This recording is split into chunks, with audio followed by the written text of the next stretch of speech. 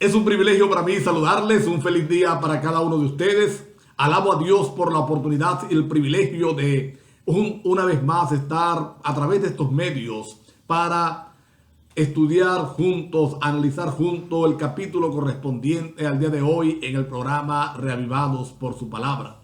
Como cada día te desafío a estudiar la palabra por ti mismo, a tomar el capítulo, leerlo en profundidad, buscar otras herramientas que te ayuden a extraer lecciones especiales para ti, y este programa cumpla el cometido de unir a la iglesia, de unificar a la iglesia y sobre todo de fortalecer nuestra fe, de consolidarnos en la verdad del evangelio y prepararnos para la salvación. Hoy corresponde el capítulo número 13 del evangelio según San Mateo y vamos a mirar varias de las parábolas que Jesús narró, que Mateo recoge en este solo capítulo en sucesión una tras otra, y vamos a mirar a grosso modo el significado de ellas para nuestra experiencia diaria, para el crecimiento de hoy, para la meditación de hoy. Dice el verso número 1 que Jesús salió de la casa, entonces llegó al mar, se sentó junto al mar, entró a la barca, la multitud estaba allí. Y cuando la multitud se sentó, entonces él empezó a enseñar. Y empezó a enseñar por parábolas. Y lo primero que yo quisiera resaltar es el hecho o la razón por la cual Jesús enseñó por parábolas. Según tenemos entendido, según él mismo lo dice allí, cuando los discípulos se le acercan y le preguntan, ¿por qué enseñas por parábola? ¿Por qué enseñas por lecciones? ¿Qué significa esto? Él dice que las parábolas son un desafío para las mentes que quieren hacer la voluntad de Dios. Y que aquellos que se aferran al Señor, entonces tendrán claridad para comprender el mensaje, lo sabrán asimilar y lo sabrán aplicar. Sin embargo, para aquellas mentes obtusas, es decir, para aquellas mentes que no quieren hacer la voluntad de Dios, que se niegan a hacer la voluntad de Dios, las parábolas entonces serán simplemente oscuridad para ellos. Vamos hoy a acercarnos al Señor para que su palabra sea clara. Esa es su promesa, que el Espíritu Santo nos va a conducir a toda verdad. Entonces la primera parábola que vamos a encontrar es la parábola del sembrador. Según la narración, un hombre salió a sembrar. Y esta figura era conocida para aquellos que le estaban escuchando. Era algo familiar, salir a sembrar. Pero este sembrador, parte de la semilla que sembró cayó en el camino. Parte de la semilla cayó en pedregales. Parte de la semilla cayó entre espinos. Y parte de la semilla cayó en tierra buena. Y de acuerdo al terreno donde cayó esa semilla, entonces fue el resultado de la siembra. La que cayó en el camino dice que no pasó nada, las aves vinieron, se comieron la semilla rápidamente, no hubo ni siquiera germinación de la misma. En pedregales la semilla germinó, pero por faltarle profundidad, por no tener dónde sumergir las raíces en el terreno, no hubo cómo extraer sus minerales y el alimento, y murió.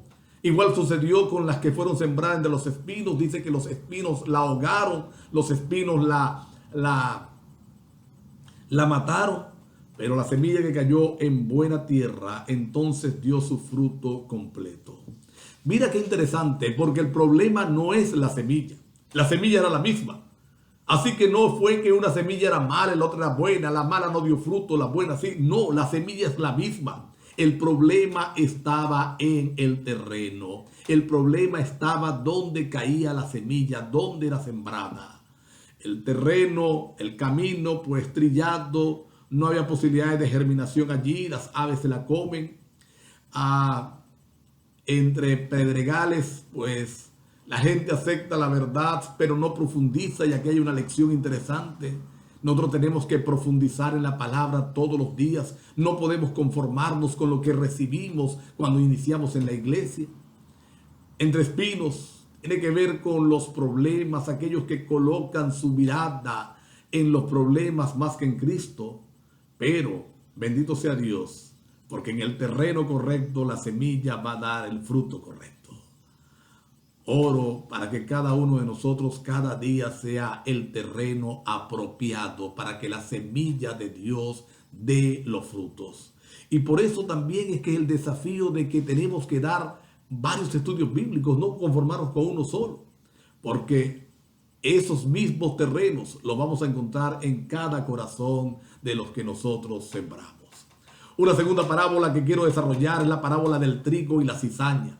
Dice acá que un hombre sembró la buena semilla, pero un enemigo vino de noche y sembró la mala semilla. Al día siguiente, cuando germinaron, los obreros se dieron cuenta de que había una cizaña, que estaba creciendo una hierba extraña al lado del trigo. Corren a decirle al dueño. El dueño determina: esto lo hizo un enemigo. Los siervos se comprometen o le piden para arrancar la cizaña, y el hombre le dice: no lo hagan, porque arrancando la cizaña pueden también arrancar el trigo. Ahora, Jesús mismo va a explicar esta parábola. Jesús mismo nos va a enseñar lo que ella significa. El terreno es el mundo, dice, la semilla es la palabra de Dios. El enemigo siembra una mala hierba y la cosecha, es decir, la venida de Cristo, será lo que haga separación entre el trigo y la cizaña.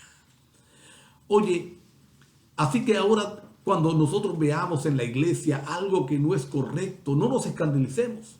Recuerda que el trigo y la cizaña deben crecer juntos.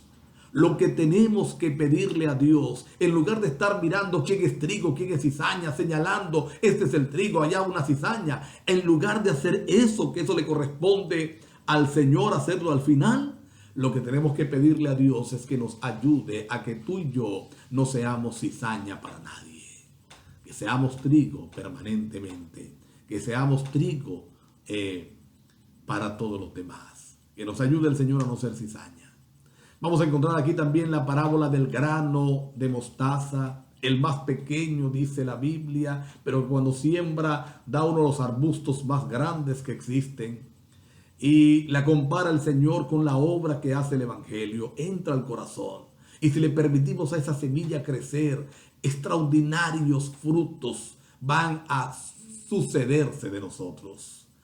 Está la parábola de la levadura. Encontramos la parábola del tesoro escondido, del mercader que vende perlas preciosas. Y estas dos parábolas se parecen. Dice que alguien está excavando en un terreno, encuentra un tesoro valioso, vuelve a taparlo y entonces va, vende todo lo que tiene para comprar aquel terreno, para hacerse dueño de aquel tesoro maravilloso. Y sin duda, el tesoro maravilloso es la palabra de Dios. Mi hermano, mi hermana, mi amigo, mi amiga, vale la pena dejar todo por la palabra de Dios. Nada de lo que tengamos que dejar para seguir a Jesús, oye bien, nada de lo que tenemos que dejar para seguir a Jesús es valioso. Después de todo, no tenía importancia comparado con la vida eterna, comparado con lo que el Señor ha preparado para nosotros. Bendito sea el Señor.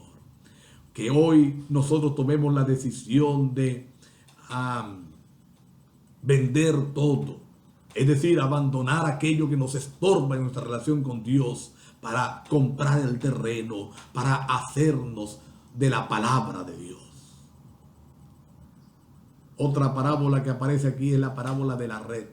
Dice que el reino de los cielos es comparado con el pescador que sale a pescar, lanzan la red y entonces recogen toda clase de peces, grandes y chicos. Y cuando llegan a la orilla, entonces comienza a separarlos. Los grandes quedan en la pesca, los chicos son vueltos a lanzar al mar. Sin duda alguna, cuando se hace el evangelismo, no siempre el triunfo del evangelio es completo. Y vuelvo a insistir en lo que dije antes. Podemos encontrarnos algunas cosas en la iglesia que no son las que pensamos, pero no le dejes cabida al diablo. Recuerda la parábola de la red. Hay peces pequeños que deben ser desechados, pero los peces grandes quedarán para la pesca. Por último, encontramos que Jesús regresó a su ciudad, a su tierra. Entonces empezó a predicar, a enseñar, y la gente incrédula enseguida se puso alerta. Pues este no es el hijo de José, no conocemos a su hermano, él era carpintero. ¿De dónde adquirió esta sabiduría? Porque él nunca fue a la escuela, nunca fue a los centros educativos donde iba la gente pudiente. ¿Quién es este? Y entonces Jesús dice: no hay profeta sin honra, sino en su propia tierra. Algunos han modernizado esta expresión y dice o afirman que nadie es profeta en su tierra. Y pareciera ser verdad. Pero lo triste es que concluye diciendo este capítulo que allí no pudo hacer muchos milagros por su incredulidad. ¿No será que hoy la incredulidad nos está a nosotros impidiendo ver la gracia de Dios? ¿No será que la incredulidad nos está impidiendo hoy ver los milagros que Dios quiere realizar en nuestra vida personal y a través de nosotros? Vamos a pedirle a Dios entonces que nos ayude, que nos permita la gracia maravillosa de ver cada día su accionar en nuestra vida, de crecer espiritualmente. Recuerda que la fe no se desarrolla por teorías, se desarrolla por una relación. Que Dios nos ayude hoy a vencer nuestra incredulidad. Vamos a inclinar nuestro rostro para orar. Querido Padre, muchas gracias por el capítulo 13 de Mateo. Necesitamos hoy crecer en nuestra relación contigo. Perdona nuestra incredulidad. Perdona que por ella se ha trazado tu obra. Pero ayúdanos, Señor, a avanzar en la fe. En el nombre de Jesús. Amén. Dios te bendiga. Un lindo día para ti.